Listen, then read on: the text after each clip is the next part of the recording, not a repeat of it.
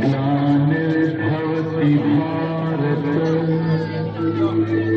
अभ्युत्थानम् अधर्मस्य तदात्मानं सृजाम्यहम् परित्राणाय साधूनां विनाशाय च दुष्कृताम् धर्म संस्थापनार्थाय संभवामि युगे युगे।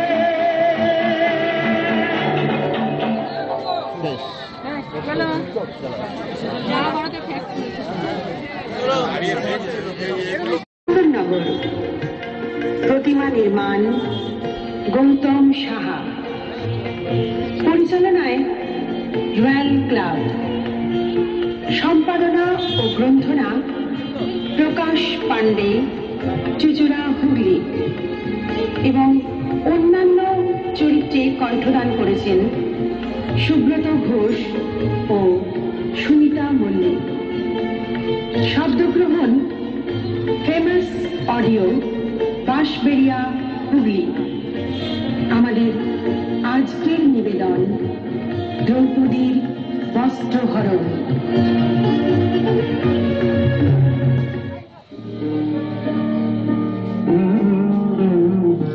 অখণ্ড ভারতের এক রাজনৈতিক ন্যায় ধর্মের প্রতিষ্ঠার কাহিনী মহাভারত। মহাকবি বেদব্যাস রচিত এই কাহিনী অষ্টাদশ পর্বে বিভক্ত। তারই দ্বিতীয় পর্ব সভা পর্ব। হস্তিনাপুরের রাজসভায় জ্যেষ্ঠ পাণ্ডব যুধিষ্ঠির কপট পাশা খেলায় অংশগ্রহণ করে সব সম্পদ খোয়ালেন কৌরব প্রধান দুর্যোধনের কাছে। কৌরব পক্ষের মামা শুকুরির চক্রান্তে কৌরব এবং পাণ্ডবদের মধ্যে শুরু হল কপট পাশা খেলা।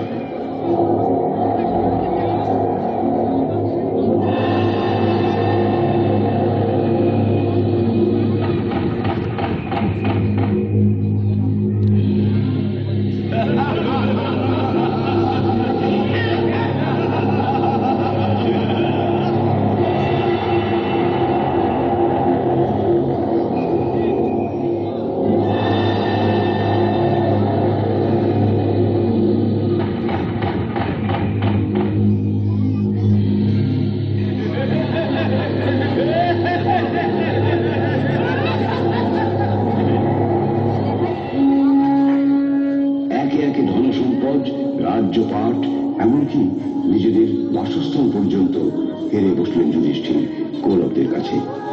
সব কিছু হারিয়ে একসময় নিজেকেও বাঁচিয়ে রাখলেন এবং পরাজিত হলেন।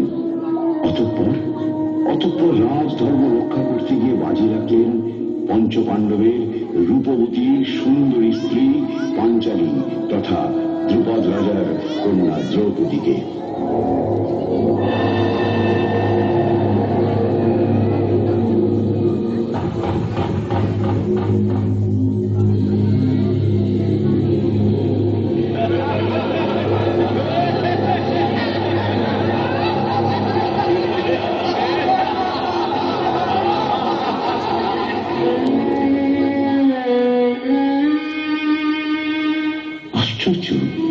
এবারেও বাজি হারলেন।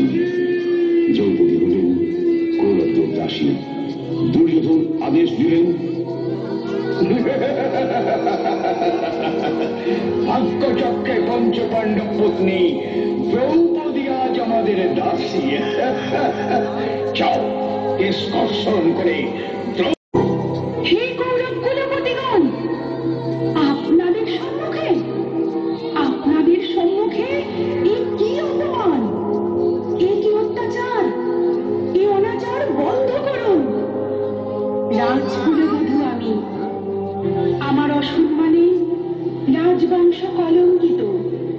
বন্ধ করুন, এই অন্যায় বন্ধ করুন। না না না, তুমি এখন আর পঞ্চপাণ্ডবের কুলৌথু নও। আজ থেকে তুমি আমাদের দাসীরা। এই কে আছিস? পাণ্ডবদের রাজবস্ত্র কেড়ে নেই আর উন্মুক্ত কর দ্রৌপদীর বস্ত্র।